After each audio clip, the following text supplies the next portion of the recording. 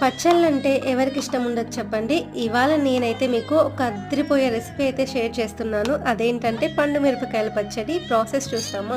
First అయితే ప్యాన్లో లైట్గా మెంతులు, జీలకర్ర అండ్ ఆవాలు అలా రోస్ట్ చేసుకొని పక్కన పెట్టేసుకోవాలి. ఇప్పుడు పండు మిరపకాయలు మంచివి సెలెక్ట్ చేసుకొని ఇలా పట్టుకుంటే లావుగా కొంచెం పల్పు ఉండేలాంటివి తీసుకోండి.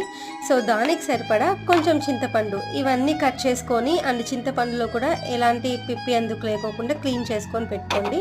సో ఇప్పుడు ఇవన్నీ మిక్సీలో వేసేసుకోండి అండ్ కొంచెం కల్లుప్పు వేసేసుకొని ఇది గ్రైండ్ అయ్యాక లాస్ట్లో గార్లిక్ కూడా యాడ్ చేసేయండి, ఫ్లేవర్ బాగుంటుంది. అండ్ ఇదంతా తీసుకొని తర్వాత పెట్టేయడమే, అంతే. చాలా అంటే చాలా సింపుల్ ప్రాసెస్. మరి మీరు కూడా పచ్చళ్ళ ఫ్యాన్ అయితే ఈ రెసిపీ మాత్రం ఖచ్చితంగా ట్రై చేసేసేయండి. బాగా స్పైసీతో అండ్ లైట్ పులుపుతో టేస్ట్ అయితే అదిరిపోయింది. అండ్ దీనికి కాంబినేషన్గా ఒక ఆమ్లెట్ వేసేసుకొని అలా కలుపుకొని తింటే అదిరిపోయింది అంతే టేస్ట్.